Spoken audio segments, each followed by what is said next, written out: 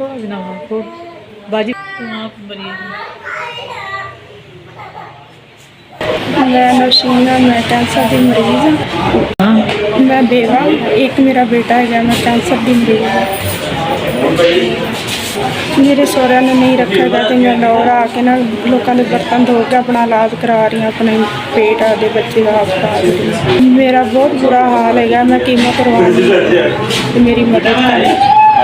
मैंने ये टेंशन होंगी जी मेरी दवाई रुक गई तो मैं की कराँगी, मेरा बच्चा एक ही जाए, मैंने कुछ हो गया तो मेरे बच्चे का की करूँ।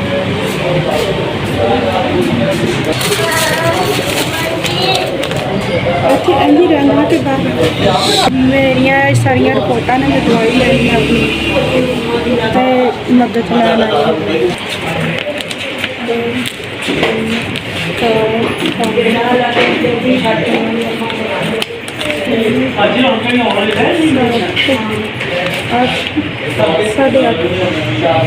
साढ़े 8,000 रुपया मिला।